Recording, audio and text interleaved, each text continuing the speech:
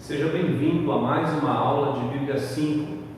Nós estamos estudando o panorama da primeira carta de Paulo aos Coríntios. E esta parte, ela vai abranger a partir do capítulo 5, possivelmente do 5 até o 10, conforme o nosso tempo nos der oportunidade.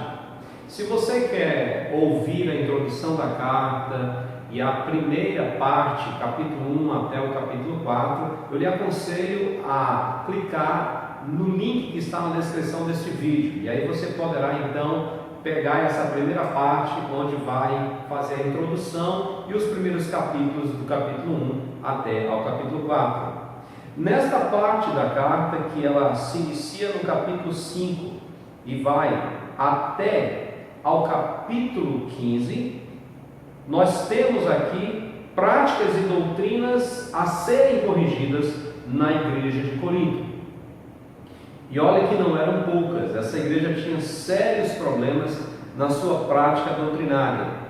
Nós percebemos que há algumas coisas que, até para o nosso contexto mais moderno, ficamos assustados.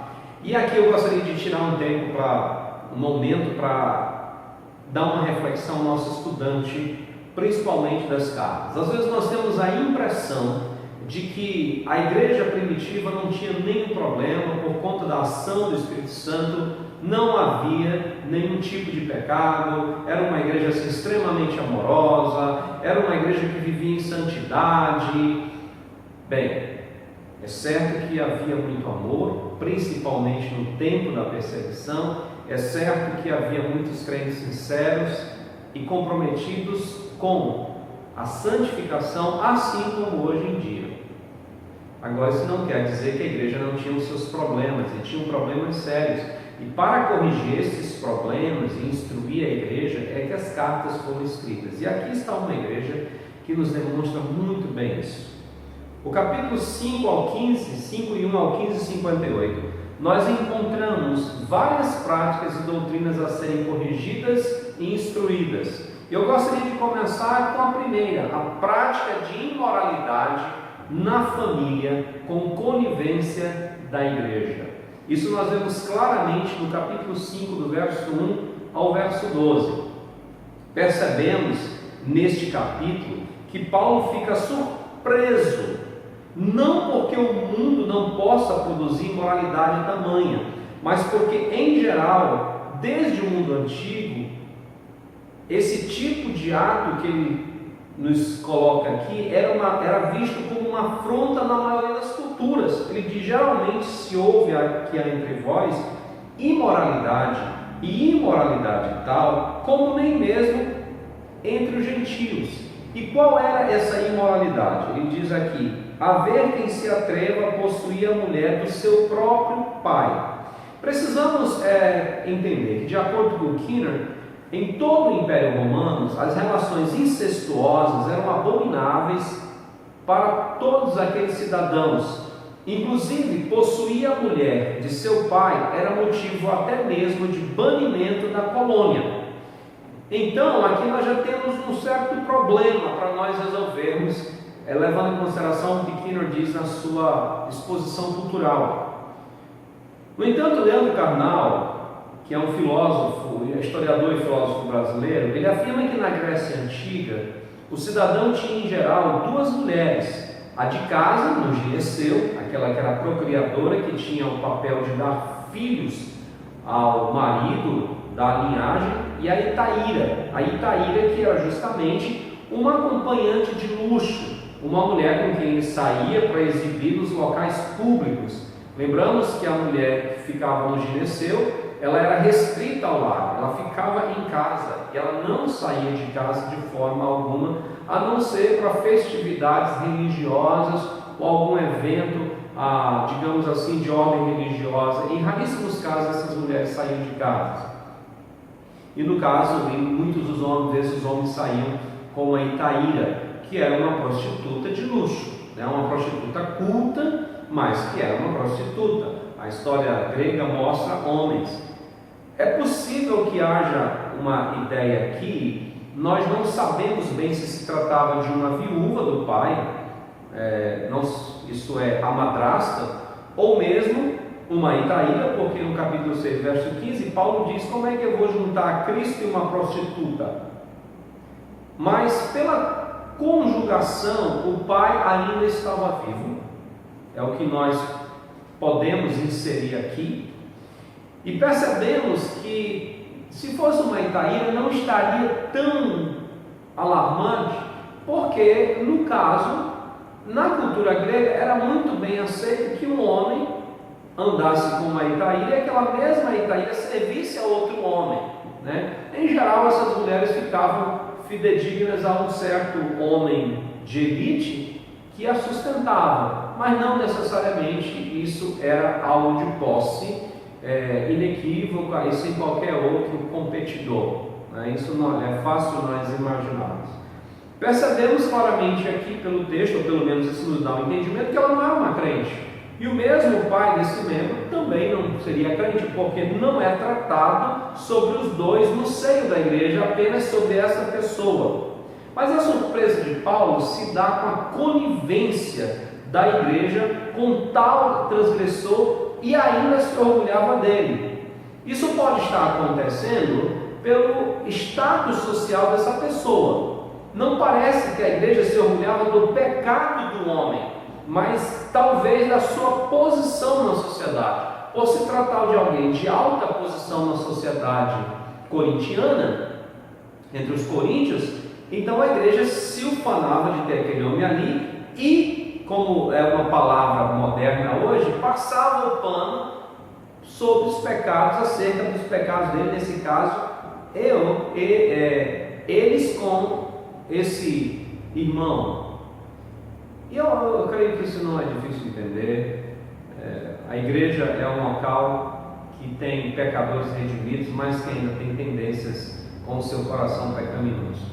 A gente sempre ouve histórias, e às vezes mesmo em comunidades que nós andamos, de que certas famílias têm certos privilégios na igreja, certos filhos de certas famílias têm privilégios na igreja, e às vezes até filhos de pastores têm certos privilégios no sentido de seus pecados não serem tratados. Isso não é comum nós percebermos, nos cria um certo espanto, mas nós devemos lembrar que isso é uma coisa muito comum de acontecer em vários lugares, em várias épocas. Nós vemos Paulo aqui então dizendo claramente, confrontando a igreja com esse pecado e dando uma solução para essa igreja. A solução é a excomunhão, mas ele usa uma expressão aqui que a NVI diz: estando eu com vocês em espírito, né? E nós queremos deixar claro que Paulo não está tratando aqui de uma questão esotérica, de uma presença metafísica dele, ou mesmo mística naquele momento em que ele diz, mas é uma expressão conhecida que tinha ideia de intimidade e autoridade concedida pelo emissor, como se o mesmo estivesse presente. Essa era uma expressão muito usada naquela época, segundo Kinner, de outros, digamos assim, outros mestres, quando escreviam para os seus discípulos ou para aqueles que eram seus subalternos, tá bom? E ele usa uma outra expressão aqui também, que cria uma certa curiosidade, ou até mesmo espanto para alguns, que ele diz: seja entregue a Satanás. Claramente, isso está, como eu disse ali atrás, um pouco, falando de uma excomunhão da comunidade, perdão, deixando claro que a vontade do coração seria permitida, quer dizer, fazer a vontade de Satanás. E é possível que aqui Paulo esteja se referindo até mesmo para uma ideia dos próprios irmãos de ideia mais familiarizados com a ideia grega, mas é que o corpo seria destruído, porque esse é o final da imoralidade, que a pessoa vai chegar a um ponto tal que o seu corpo, que ele vai pagar no corpo o pecado que está cometendo. Mas aí ele afirma claramente que essa pessoa seria salva no dia de Cristo Jesus, deixando claro que se tratava de uma pessoa crente, pelo menos é o que nos dá a entender. Ou então Paulo está aqui, digamos assim, fazendo uma colocação de que ele espera que com essa atitude com o fato dessa pessoa sofrer na carne, ela chegue ao arrependimento. Essas são as possibilidades que são colocadas. E ele vai mais além. Ele ensina que tolerar o pecado na igreja, por menor que seja, isso contamina a igreja por completo. E isso nos fala claramente que a igreja deve ter uma posição de autoridade e uma posição disciplinar quanto aos pecados que ocorrem nela. Deus deu essa autoridade, Jesus Cristo deu essa autoridade à igreja, e nós vamos ver isso claramente lá em Mateus capítulo 18. Você percebe esse princípio dado pelo Senhor Jesus, e Paulo reforça isso aqui. Mas ele diz que quando a igreja tem conhecimento, percebe, sabe do pecado e não toma providência, por mais simples que seja o pecado, por menor que as pessoas considerem aquele pecado acaba contaminando e manchando e tomando conta do corpo de Cristo, que é a igreja, no caso, no contexto, igreja local, não é certo? Então, essa é uma preocupação de Paulo. Ele diz: olha, um pouco de fermento levera toda a massa. Quer dizer, você tem algo ruim, você sabe que é ruim, não pode deixar passar. Você não pode deixar o pecado impune, porque isso vai criando problemas dentro da igreja. E é algo que a gente deve sempre lembrar, a necessidade de uma disciplina bíblica dentro da igreja de Cristo, ainda em nossos dias. Paulo continua dizendo que há uma lista de pecados que precisam ser cuidados. Você percebe isso claramente aqui, já no final do capítulo 5, e ele deixa, digamos assim, bem firmes que aqueles que praticam essas coisas, normalmente praticam, são pessoas que não têm comunhão com Deus, mas deixando bem claro que a igreja deve tomar uma posição de separação com pessoas que se declaram crentes e não se afastam do pecado. É uma coisa aparentemente dura para o século XXI, onde nós temos uma ideia de mais, digamos assim, solidariedade, de mais cortesia, de mais humanidade, vamos usar assim essas expressões, e que leva às vezes o entendimento de que a igreja precisa ter mais tolerância com certos pecados, com as pessoas. Paulo diz que a igreja deve ter amor, é verdade, ele vai enfatizar isso lá no capítulo 13. Mas o pecado precisa ser punido, o pecado precisa ser tratado pela igreja. Há claramente os passos a ser tomados.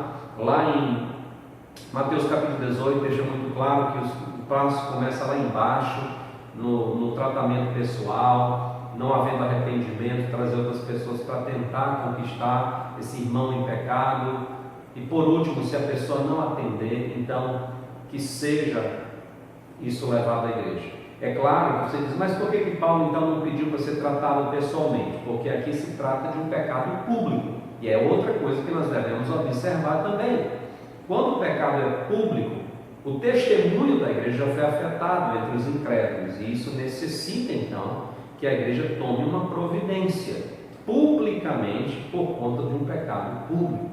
Então a igreja precisa se separar. A disciplina cristã, inclusive a excomunhão, não é um abandono daquela pessoa, mas é uma declaração pública de dizer: nós estamos nos afastando de você, como uma forma de você saber que nós não concordamos com o seu pecado.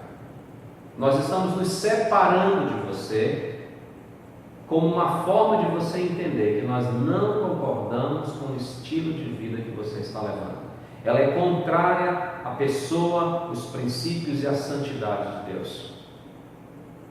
E Paulo deixa isso muito claro. A igreja tem que tomar essa posição. Ela tem que ter esse julgamento. Ele diz: com que direito nós iríamos julgar, por exemplo, de fora, se nós não julgamos Deus de dentro? Como a igreja vai denunciar o pecado do mundo?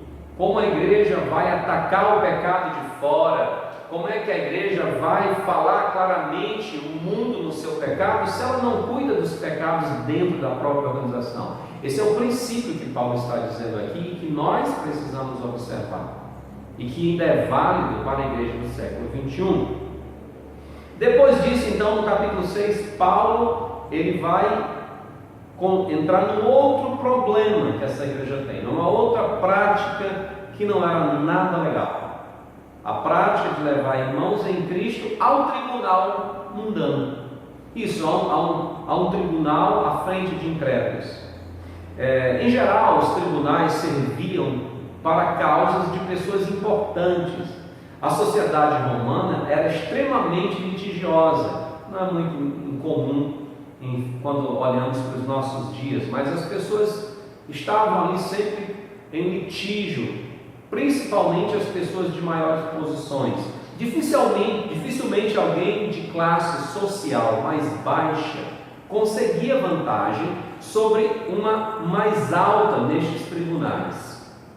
E então o que nós podemos subentender é que se tratavam de irmãos mais abastados que estavam levando outros irmãos mais simples, menos abastados nos tribunais incrédulos para resolver problemas. Geralmente essas demandas nos tribunais romanos tinham a ver com dinheiro, que pode ser o caso aqui, uma vez que Paulo fala do dano que a pessoa deveria tomar, uma vez que isso oferecia um mau testemunho. Então Paulo mostra para esses irmãos aqui 4 incoerências de um crente levar o irmão ao tribunal comum, ao tribunal de incrédulos. Primeiro, é porque são incrédulos. São pessoas que não compreendem a verdade de Deus.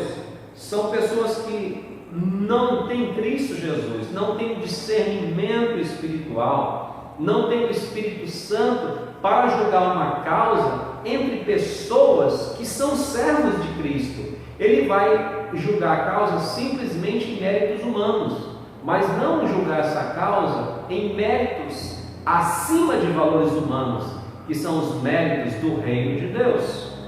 Então Paulo diz, não faz lógica, isso não está correto, é incoerente vocês levarem os irmãos. Ora, um outro motivo que ele diz, vocês devem lembrar que vocês julgarão o mundo. Quer dizer, vocês já estão destinados para julgar as nações, o mundo. Inclusive, ele diz claramente que os crentes, irão julgar até os próprios anjos. Então, o nível de julgamento que os crentes vão fazer é muito mais alto do que o que eles estão levando para incrédulos. Quer dizer, eles têm uma condição, eles têm na história deles, no futuro deles, cargos e obrigações de serviço muito mais alto que os juízes humanos. Então, como é que eles estão levando uma coisa mais simples para os incrédulos, quando eles mesmos terão que julgar coisas muito mais supremas no futuro? Paulo diz, é incoerente isso. E ele deixa muito claro aqui que há uma falta de discernimento espiritual dos próprios incrédulos, né? E eu já fiz isso na primeira observação. Quer dizer, ele diz, como é que eles vão julgar isso? Não tem esse discernimento. Ele diz, quando vocês vão julgar negócios terrenos, vocês constituem homens deste mundo, eles não têm discernimento. Vocês julgaram os anjos, vocês têm mais discernimento, porque vocês terão julgamentos muito maiores, e vocês não estão sabendo julgar.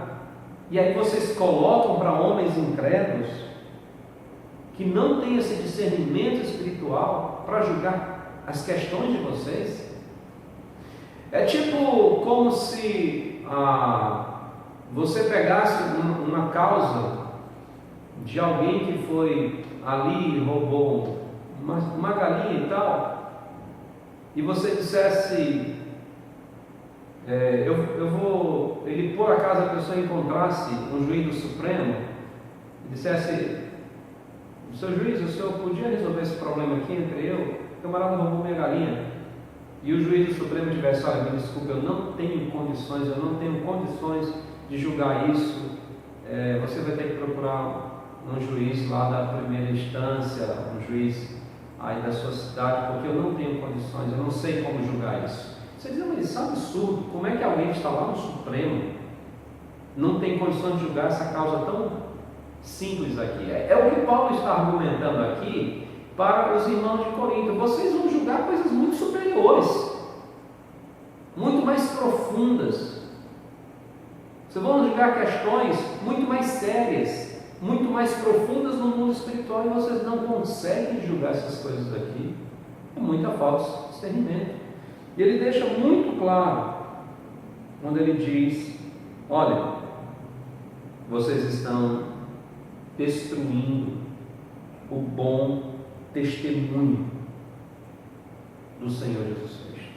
Vocês estão destruindo o bom testemunho da igreja de Cristo.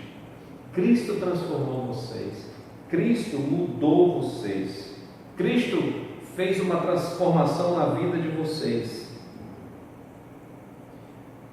E vocês não devem permitir isso, que essas coisas aconteçam, esse tipo de devassidão. E às vezes, talvez, seja melhor a pessoa ter uma perda. É melhor, às vezes, ela abrir mão dos seus direitos, abrir mão do que é dela, abrir mão daquilo que legalmente seria dela, para ela então preferir o bom testemunho de Cristo. Se não há jeito, talvez a melhor forma é perder, para ganhar, mas ganhar no reino de Deus. Esse é um princípio que Paulo deixa muito claro.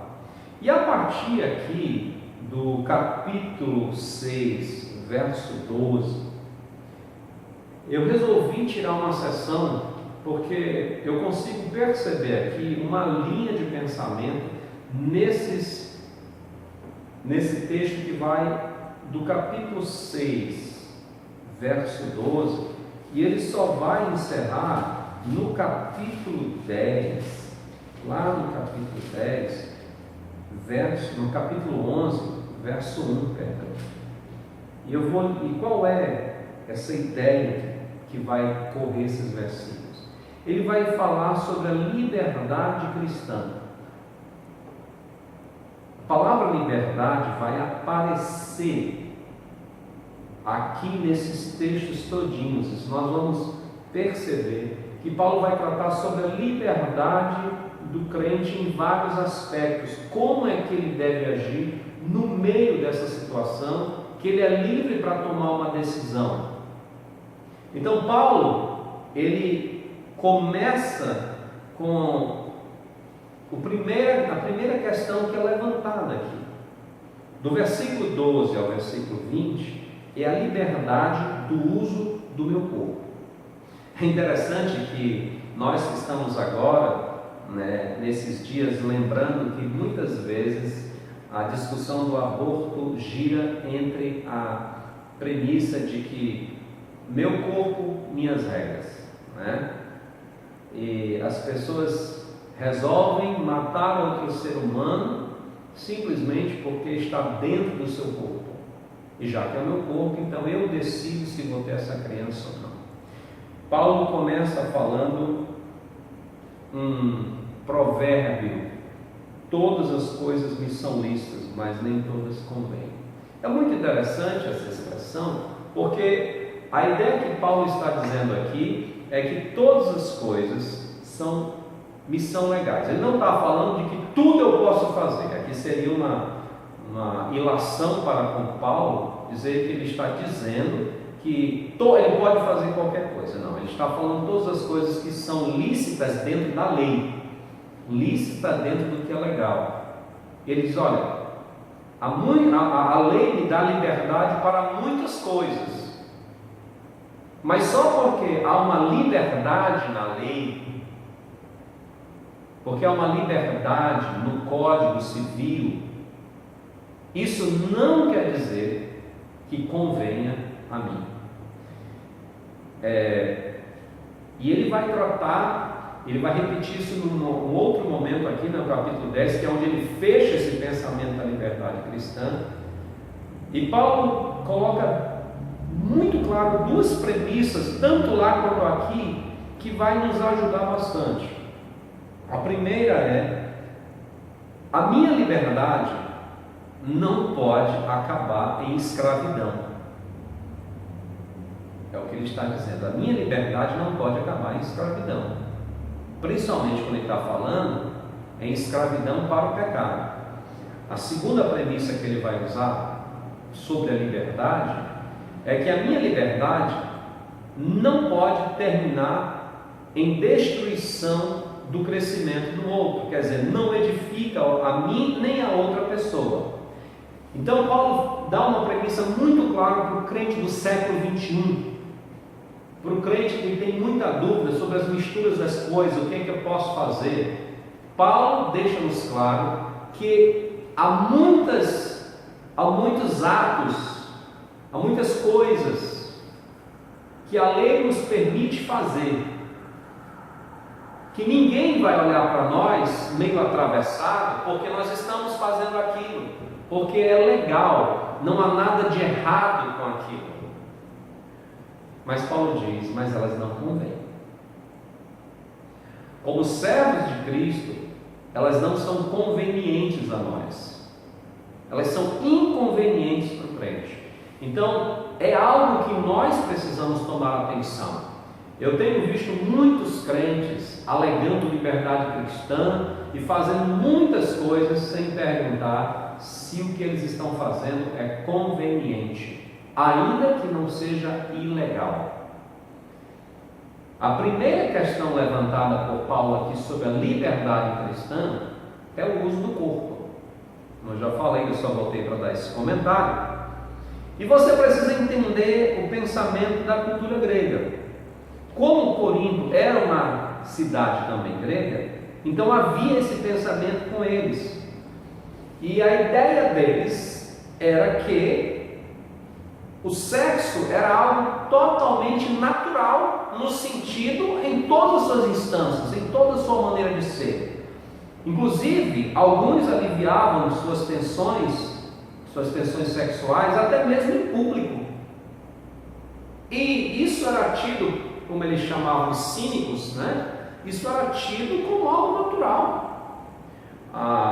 Alguns autores dizem que muitas vezes, por conta até da idolatria, certas pessoas faziam sexo ao ar livre, e quando as pessoas passavam, diziam: olha, está aí um adorador fiel de ídolo tal, de Deus tal.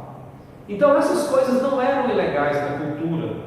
Por exemplo, os que não eram casados e tinham geralmente menos de 30 anos, não eram casados, eles muitas vezes se utilizavam ou de escravas da sua casa ou de prostitutas para satisfazer desejos sexuais. Tanto é que, como eu já falei, existia 3 tipos de prostituta na cultura grega, e uma delas era largamente aceita na sociedade, principalmente a sociedade culta, que era a Itaíra. A lei não tinha nenhum problema com isso. Então Paulo está dizendo aqui: olha, só porque é legal não significa que você pode usar o seu corpo nisso. E essa tem sido um grande problema no século 21, na igreja do século 21.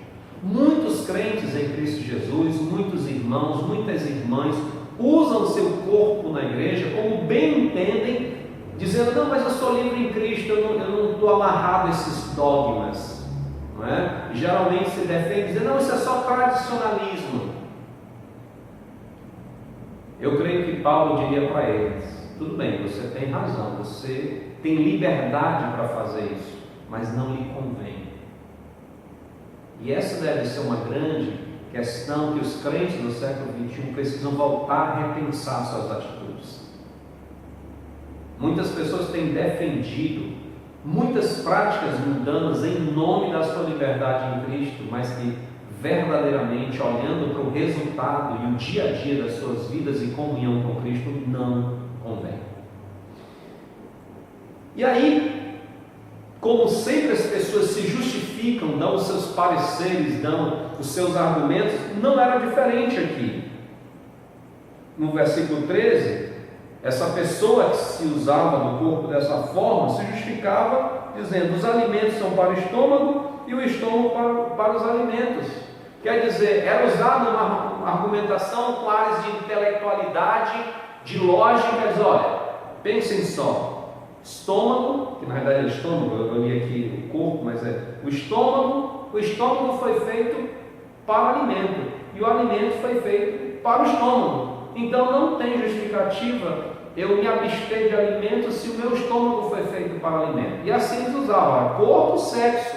O sexo foi feito para o corpo. Então por que eu vou me abster do sexo? Já que o meu corpo foi feito para o sexo. Então parecia, isso era um argumento claro e que era muito bem aceito na cultura grega e obviamente na cultura romana, mas que Paulo diz: espera aí, mas isso não tem lógica, isso não coaduna, isso não está alinhado com o princípio da palavra de Deus.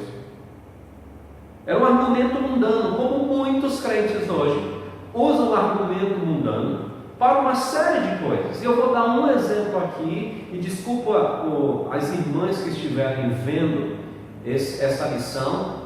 É só um exemplo, eu podia dar um outro exemplo em outra área, mas é o que me vem à mente agora. Por exemplo, uma certa vez um crente colocou essa frase, essa postagem na sua página pessoal: já vi muita mulher com a saia no pé, mas sem nenhum respeito. Já vi muita menina de mini saia, mas com muito caráter. No dia que roupa, mas com muita discrição, no dia que roupa determinar caráter, por favor, me avisa. O que é isso? Essa frase parece ter uma frase que tem lógica, parece ter uma frase que tem, de fato, um certo princípio. Olha, isso realmente é verdadeiro que está falando. Não passa de um sofisma, não passa de uma falácia, porque você não aplica isso em outras áreas da sua vida da mesma forma. Então Paulo também está dizendo: olha, esse é um argumento falacioso, esse é um argumento mundano para justificar a pecaminosidade do coração e o amor à imoralidade. E aí Paulo então vai desconstruir e mostrar porque essa ideia é incoerente com a palavra de Deus, usando alguns argumentos bíblicos e espirituais para dizer que essa falácia não concorda com a Bíblia. Primeiro ele diz, você tem que entender que o corpo não é seu. O corpo não é para você, o corpo é para o Senhor. Ele diz: o Senhor vai destruir tanto a comida quanto o estômago, mas o corpo é para o Senhor. Por quê? Porque o Senhor vai ressuscitar esse corpo. Isso vai ficar muito claro no capítulo 15. O Senhor vai restaurar esse corpo. Esse corpo tem uma importância para o Senhor e pertence a Ele. É para Ele o nosso corpo, não é para nós, não é para o nosso gozo, é para a glória de Deus. Então Paulo deixa isso muito claro. Esse é o primeiro argumento no final do versículo 13 e no capítulo 14. Deus vai ressuscitar o nosso corpo. Isso não fazia a menor lógica para os gregos, para os filósofos gregos, mas para o crente em Cristo Jesus faz. O corpo é para o Senhor. A preservação do nosso corpo é para Deus. Continuando, um outro argumento que é usado por Paulo aqui para destruir essa falácia é que o nosso corpo também faz parte do corpo de Cristo, que é a igreja. Isso é, eu individualmente não sou igreja, mas o meu corpo faz parte, com outros corpos de irmãos em Cristo, do corpo da igreja, o simbolismo do corpo, o corpo de Cristo, que é a igreja, perdão. Então ele diz: olha, você que é crente faz parte desse corpo de Cristo, que é a igreja. E ele diz claramente: e aí, como é que eu vou transformar o corpo de Cristo em corpo de meretriz? Como é que eu vou fazer o corpo de Cristo, que é a igreja, ser corpo de meretriz? E aí ele vai dizer algo muito interessante, porque ele diz: a união sexual vai além tinha uma experiência física. Sabe aquelas pessoas que cometem pecado, fazem sexo com alguém e depois dizem, não foi nada, foi apenas sexo. Paulo diz aqui, usando inclusive o Gênesis, que o relacionamento sexual é muito mais do que relacionamento físico, apenas encontro físico de corpos. É algo muito mais profundo na presença de Deus. Por isso que a igreja tem que ter muito zelo nessa área também com os seus jovens. Tem pastores que já abandonaram completamente o princípio bíblico de virgindade na igreja, de castidade dentro da igreja, porque dizem que isso é coisa da antiguidade, é coisa de um tempo que ou reinterpreta a Bíblia ou dizem que nessa parte aí, isso aí era algo totalmente daquela época, e vão criando justificativas falácias para aderir ao pecado. Não, o corpo é muito importante. A união íntima de um homem e de uma mulher vai muito além do que uma união física aos olhos de Deus. Isso é muito importante para o crente. Terceiro argumento que Paulo usa aqui para dizer, olha, essa é uma falácia dizer que o corpo para o sexo, certo? Que o corpo então tem que fazer sexo de qualquer jeito, de qualquer forma, é porque a imoralidade afeta diretamente o corpo. É um tipo de pecado que vai direto no corpo. O seu efeito acontece logo inicialmente no corpo. Não é exclusivo, como nós já vimos, porque vai além de contato físico, mas afeta diretamente o corpo. Tá, isso nós sabemos claramente. Mas o que Paulo quer dizer com esse terceiro argumento? E ele, nesse terceiro argumento, ele elenca dois subargumentos. Primeiro, por que a gente deve dar atenção a isso? Porque o nosso corpo é templo do Espírito Santo. O Espírito Santo habita em nós. E você já imaginou o Espírito Santo que habita em nós está num momento de pecado, de um servo de Deus com uma prostituta? É o contexto aqui do caso tratado por Paulo. O Espírito Santo, que deveria estar levando o crente, que tem como responsabilidade levar o crente para a exaltação de Deus, para glorificar o Cordeiro de Deus, ele está ali presenciando o seu templo está sendo usado para a imoralidade. Então Paulo diz, olha, é o templo do Espírito Santo, o teu corpo é o templo do Espírito Santo, não macule o templo do Espírito Santo. O segundo argumento que Paulo usa aqui claramente é que o nosso corpo não nos pertence. Eu já tinha falado isso inicialmente, dado uma pincelada, mas agora Paulo diz, o nosso corpo não nos pertence.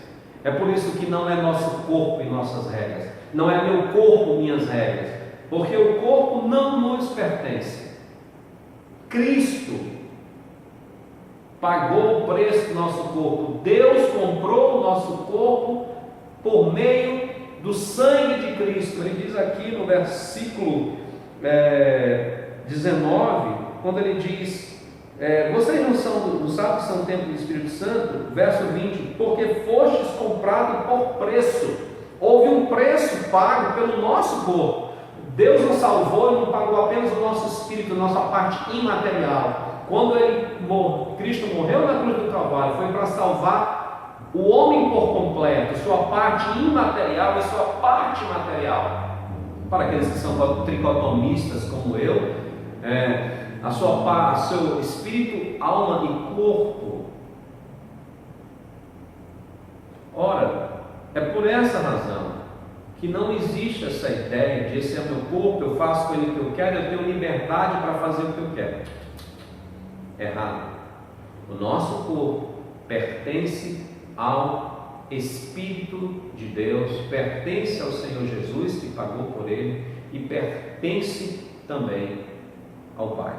E é por isso que ele fez. Por essa razão, o nosso corpo deve ser usado para glorificar a Deus. E aqui Paulo então entra numa seção que nos parece falar de um outro assunto. Não, ele está falando da liberdade do homem aí. Qual liberdade? A liberdade com respeito ao casamento. A liberdade que tem. E a gente deve lembrar que naquela época, principalmente na cultura romana, era lícito o divórcio. Mulheres, por exemplo, que tinham muito dinheiro, podiam se divorciar dos seus maridos. Homens podiam se divorciar das suas esposas. Era lícito, assim como hoje é lícito. Casar é lícito. Homens e mulheres casarem são lícitos. Então Paulo vai dar instrução sobre o casamento. O que é que no casamento é lícito? Qual é a minha liberdade no meu casamento? Primeiro ele começa com a decisão de casar. E essa questão aí, ele deixa muito claro. Olha, se você quer casar, você tem liberdade para casar. Mas a sua liberdade para o casamento significa que haverá responsabilidades. E essa responsabilidade, como ele diz aqui, deve ser uma responsabilidade séria diante de Deus e do seu cônjuge. O cônjuge deve receber o que é devido. Não é? Como eu falei, a cultura grega permitia que o homem tivesse uma mulher em casa para procriar e uma mulher na rua, uma prostituta de luxo, para sair para o teatro com ela. Paulo está quebrando todo esse pensamento que aparentemente não havia nenhum problema legal, mas que não tem nada a ver com o Evangelho de Cristo Jesus.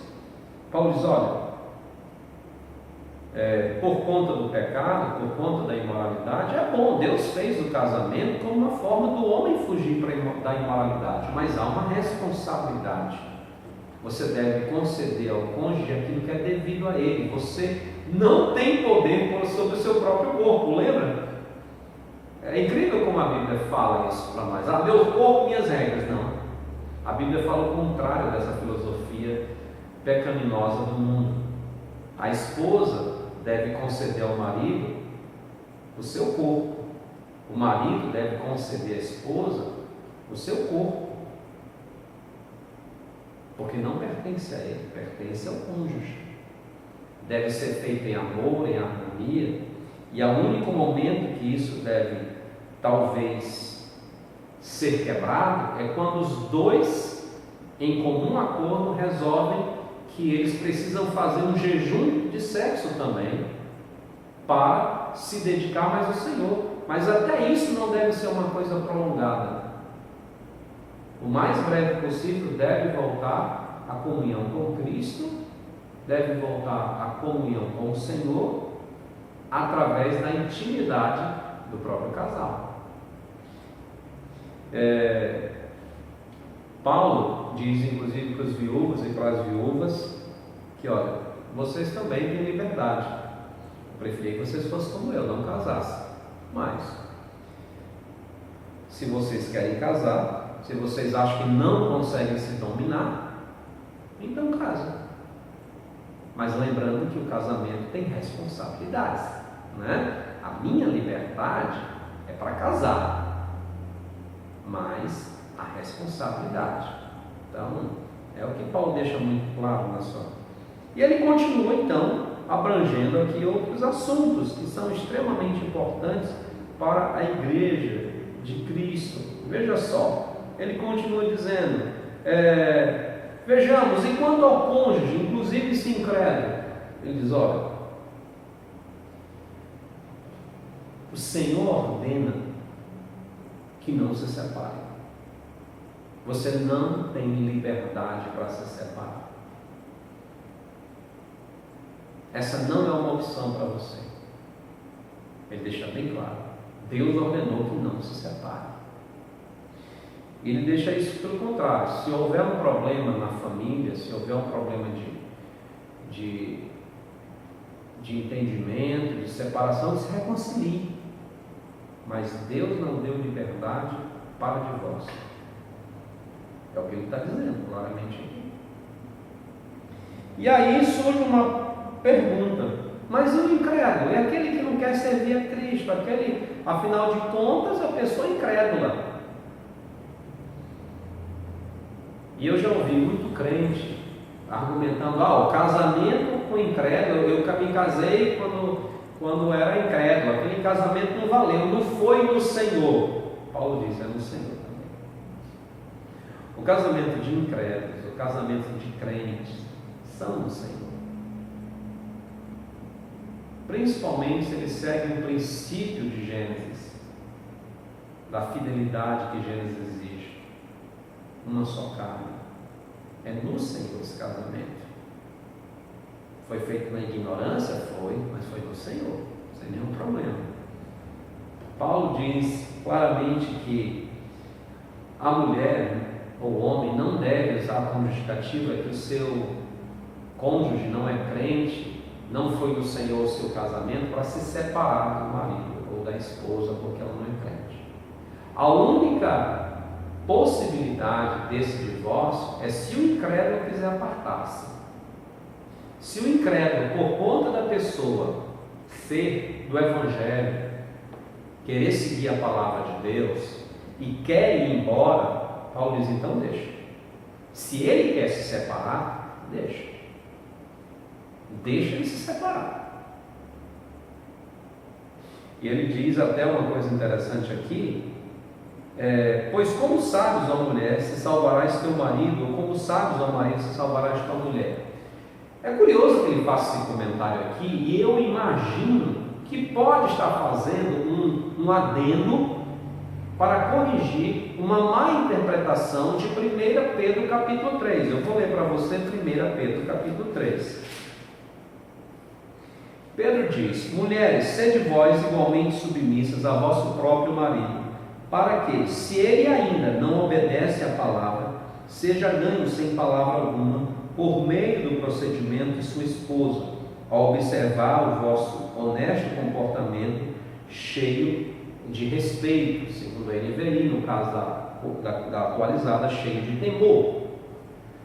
Então, aqui há uma recomendação, uma exortação de Pedro, dizendo: olha, as mulheres que não têm marido crente, elas devem ser submissas, testemunhar. Mais importante do que evangelizar com palavras seu marido, é evangelizar com atitude, é evangelizar com procedimento, com respeito, com submissão. Às vezes, ao invés de tentar evangelizar seu marido à força com palavras, evangelize ele com as suas atitudes. Mas pode estar acontecendo que há alguns maridos incrédulos ou esposas incrédulas que não querem saber do evangelho de jeito nenhum, e a pessoa fica ali às vezes subjugada, exposta a até mesmo humilhações, porque diz: não, eu não posso me separar do meu marido quer separar, mas eu não vou deixar porque eu tenho que fazer de tudo para ganhá-lo, e passa a vida a sofrer não no sentido de relacionamento, simplesmente de relacionamento, porque sempre há problemas entre casais. Eu estou falando aqui de humilhação mesmo, e aqui eu vou dar um exemplo para você, né? Eu conheço uma irmã que ela era casada com um incrédulo, e ela aceitou Cristo depois de casar, e aquele incrédulo resolveu ter duas mulheres, ela e uma amante. E ele queria um dia dormir em casa e no outro com a amante. E construiu inclusive uma família com a amante. Então ela chegou a um momento que ela disse: não dá. E disse: olha, tome uma decisão. Ou você fica com o seu lar, ou vai ficar lá. Mas não dá para ficar desse jeito. Ele disse: então eu vou ficar lá. E resolveu se apartar. Ela não mandou ele embora, mas pediu que ele se decidisse. Ele não queria viver com ela no Evangelho, ele queria viver uma vida devassa. Eu conheci uma senhora de uma igreja do interior do Amazonas, que ela era casada e conheceu o Evangelho, e aceitou Cristo e mudou de vida. Quando ela mudou de vida, o seu marido resolveu se separar. Sabe por quê? Porque eles iam para a festa juntos, iam aí para a bagaceira junto, como diz aqui no Acre e em Rondônia. E ela não era mais esse tipo de mulher. Então ele não queria mais. Disse, depois que você entrou nessa igreja, agora você não quer mais saber de me acompanhar para as festas. Então eu vou sair de casa. Saiu. Não queria seguir, não queria saber. E ela é uma serva de Deus autêntica. Mas não. O incrédulo não quer. Então Paulo aqui diz, olha, se ele não quer, o que você vai fazer? Você não vai ficar passando humilhações pessoais por causa de um incrédulo que não quer saber do Evangelho. Como é que você sabe se vai salvar? Você pode se esforçar, mas como é que você sabe? Você não sabe se vai salvar. Então, se ele quer, se ele insiste, deixe. Alguns aqui veem que isso é uma permissão para um outro casamento. Eu não vejo isso e vou deixar isso claro quando chegarmos ao fim desse capítulo. Paulo continua, então, falando sobre que cada um deve entender o seu propósito. Isso no versículo 17 ao 24. Cada um deve entender qual é o propósito de Deus para a sua vida nesse quesito. É para casar? Casar. Se não é para casar, não é para casar. Se Deus me chamou para ser solteiro, solteiro fique. Não tente casar. Se Deus me chamou para ser casado, para construir família, case. Não tente ficar solteiro e depois pecando contra Deus. Então Paulo deixa muito claro aqui essa necessidade de entender qual é o propósito de Deus para a sua vida. E aí então, do versículo 17 a 40, ele entra num ponto que para alguns é bastante polêmico. Ele vai falar acerca das mulheres, e claro que homens também estão incluídos, que são virgens ou viúvas. E você percebe que ele coloca virgem ou viúvas? Ele dá um conselho para elas. Não é bom casar, porque a pergunta é, e aí? O que eu faço? Parece alguns irmãos escrevem, tem uma filha aqui, é virgem, quer casar, mas ela deve casar, não deve. Devemos lembrar que naquela época, a situação das mulheres não era uma situação tão fácil. Elas dependiam de um homem. Se elas ficassem na casa do pai, tinha um momento que eles precisavam que ela saísse para que ela não fosse um peso dentro de casa, arrumasse o marido, né? Mas veja que naquela sociedade, muitas delas teriam que arranjar um marido incrédulo. Então é possível que essa é uma questão que é levantada. E agora? Devo casar? Não caso? Como é que fica isso? Não é? Paulo vai deixar isso bem claro no final dessa sessão, qual deve ser a prioridade do casamento de crentes.